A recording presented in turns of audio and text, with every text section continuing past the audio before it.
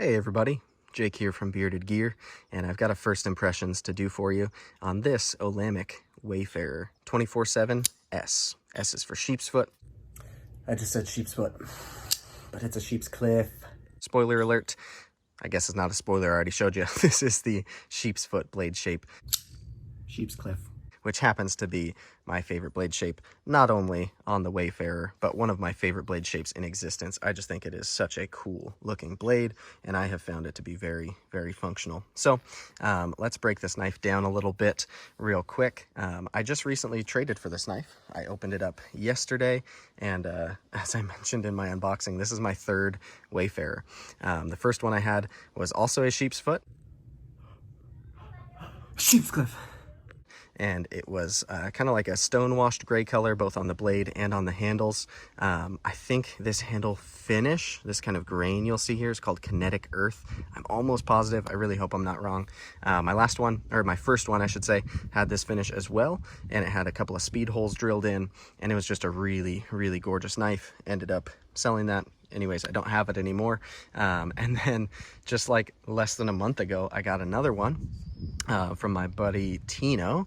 I traded him a knife for it, and that one was gorgeous. It had a Damascus clip, and it had a coral inlay and a satin Sheepscliffe blade, just like this blade. It was essentially the same in that way, but that one was much more dressed up than this one. It was fancier for sure, and it was frankly a little too pretty for my taste, and I sold that to fund my new Arius. So no regrets. I should say, however, the Wayfarer in general has been one of my favorite knives that I have ever owned. So the fact that I sold my first two, both times it was to fund something specific. The first one was to fund my Sig Sauer P226. No regrets at all on that. I love that firearm. And then my last one was to fund the Arius, which I just really wanted another Arius. And that Wayfarer was a little dressier than I was really comfortable carrying and using. I'm not really like a dress materials kind of guy usually.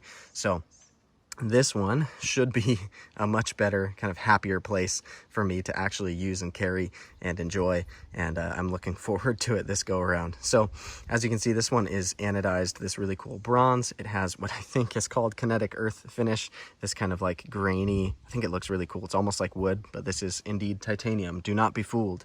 And this one has what they call Olamic, or at least what it says on the ownership card, fancy pivots. So it's got this kind of cool like sculpted design on the pivots, and it does take a spanner tool, but they send that tool with all of the knives that you get from Olamic. So even though it's a proprietary tool for the pivot, it comes with it, so I don't hold that against them.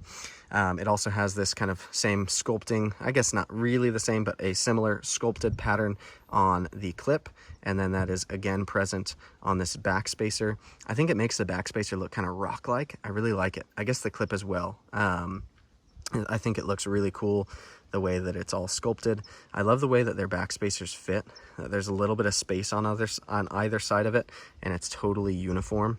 I think it's just a gorgeously finished knife. So one thing that if you haven't watched my other Wayfarer video or videos that I have made in the past with my other ones, that you should know is that for me, the Wayfarer is one of my favorite knives ergonomically ever.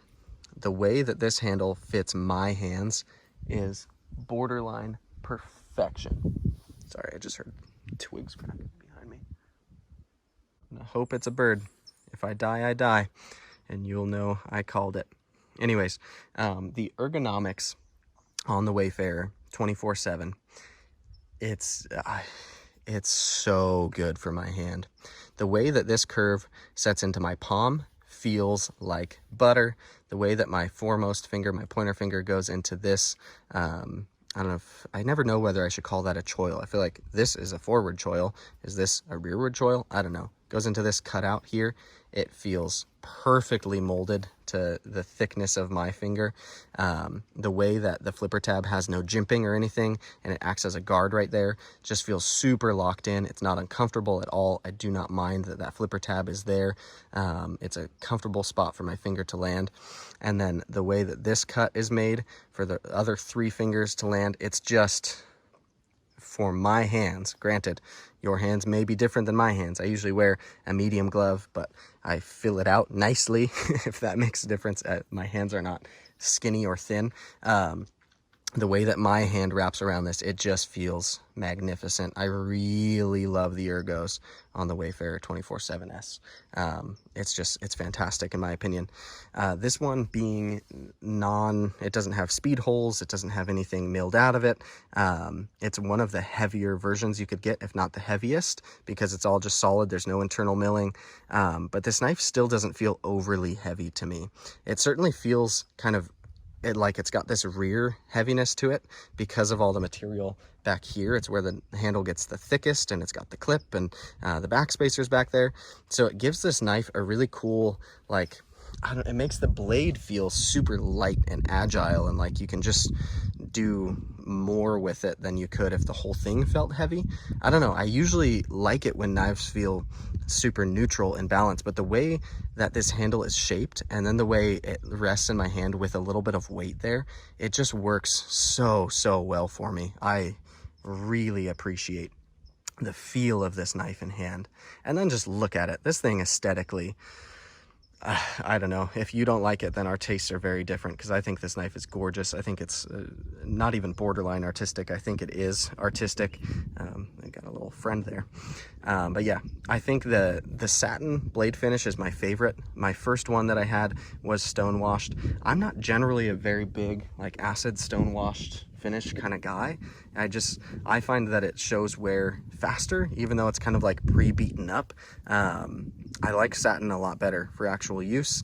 I find it's easier for me to maintain, and I think it looks better. I think it's just gorgeous. These grinds are phenomenal. Everything on this knife is perfectly even. It's still wearing the factory edge. It's been well taken care of by the previous owner who I traded this knife from.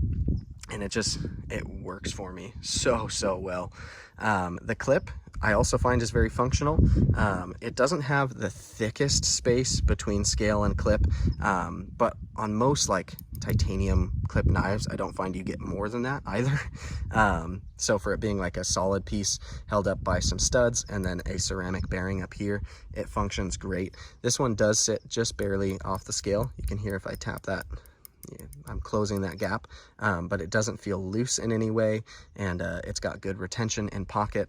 This knife for me pockets super well. I like the profile of it when it's closed, especially the way that it sits in my pocket.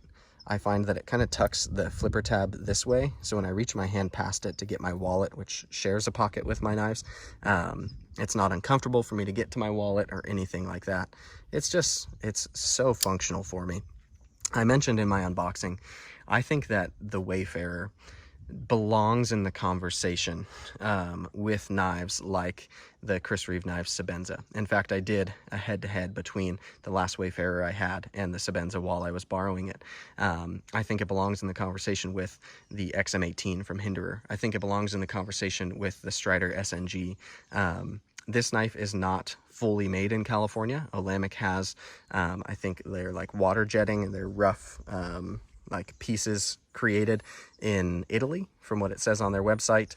And then they finish the knives here in California. So each one of them is essentially, I guess, what you would call a mid-tech. It's got a production element, but they get hand finished, hand assembled, and it shows. The quality on these, every single one I've handled, and I've owned 3 of this.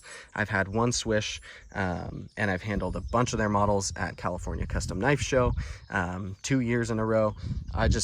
Every single Olamic I've handled has been phenomenal quality, and the people behind the company are awesome too. They take great care of their customers. They have really cool programs where I could send this in and have them change things about it aesthetically. I could have them drill in the speed holes if I wanted them. I could have them change the anodization color. I could opt for a different hardware pattern or a different backspacer, and they'll let me do that, and it's not expensive to do so. So if this knife becomes too vanilla to me at some point, which it probably won't, I really like it in this variant, but if it did, I could send it to them, and I think they're in Visalia, California, not too far from here realistically, and they would do that for me. So it's just really cool that they offer that kind of stuff.